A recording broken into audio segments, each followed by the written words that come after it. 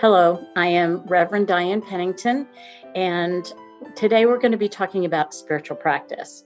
All of the spiritual practices that we offer through Faith and Grief is a way for you to not only connect with exactly where you are in your grieving process, but to connect to your loved one, ways for you to be able to move through grief, and something that you can do more than once. You can revisit a practice if it feels like it's been beneficial to you. And today we're going to be talking about the practice of a mandala. I don't know if you're familiar with a book called The Four Things That Matter Most, a book about living by Ira Byock. And it became pretty well known. And it has to do with how we are challenged to stay connected or in a spiritual relationship with people, both living and dead.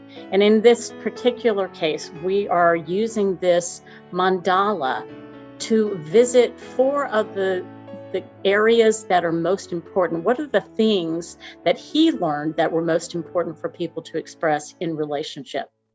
There are four phrases. Please forgive me. I forgive you. Thank you. And I love you. So what we're going to do today is we're going to take time to draw a big circle, and you can divide it into 4 quadrants. And in each quadrant, please put one of these phrases. Please forgive me. I forgive you. Thank you. And I love you. And what we're going to do is take about 15 minutes in the practice for you to get centered, to do some deep breathing, and to go into conversation with your loved one addressing these phrases. And I want you to record in each of the quadrants, what did that conversation bring up for you? Now, you can be as creative as you want. We encourage you to let your creativity go wild. Maybe you express what you're hearing and what you're feeling through art. Maybe it's through the words of the conversation, but the main thing is it is yours. It is your conversation. I'm going to show you real quickly here just some examples of the kinds of mandalas that we have seen in our workshops.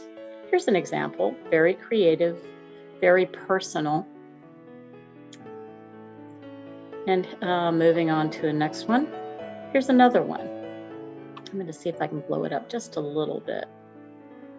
The important thing is this person used bullet points and just words to capture what their conversation looked and felt like.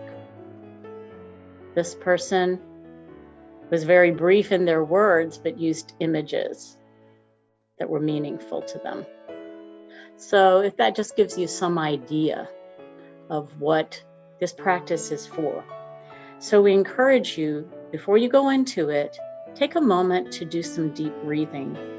Do some in and out with maybe a breath prayer, if you're familiar with that, with whatever phrase on your intake and exhale, whatever phrase that you say inside your mind that calms you and centers you and prepares you for this practice. So what we're going to do is we're going to take about 15 minutes, and then we'll invite you to come back, and we'll talk about how to debrief. How do you hold this? But again, this is something that you can do over time, on anniversaries in particular. It's something meaningful for you to touch back in on this particular kind of a conversation. So starting now, we're going to take 15 minutes and we'll call you back.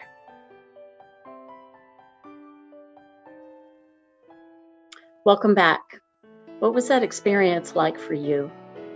Most people who utilize this, especially for the first time, are very surprised at how meaningful it is, how real it feels to be able to have a conversation, spirit to spirit, with your loved one. So we have some questions for you. As you look at your mandala, what feelings emerged as you worked? What kinds of things were surprising to you? Did you have questions? Were there insights that came to you as you worked? You know, people say that artists exercise prayer through their work. And very often just the practice of writing something down or drawing something connects us in a way that bypasses our reasoning process, which is a wonderful aspect of the mandala. I want to ask you, where are you drawn in your work? When you look at your mandala, is there one particular area that jumps out at you? What colors did you notice if you did use color? Maybe you went black and white. But the point is that this is a moment in time for this spiritual practice to show you where you are. We know that grief is a process, and as things cycle through and they spiral through over time, you can swing out a little bit wider, and your experience changes every time you come back and revisit these questions. So I encourage you to put a date on this particular one, and if you decide to do another mandala later on, then date that as well and see how things change.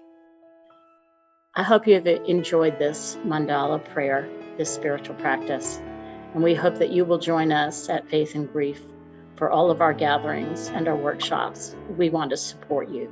Thank you.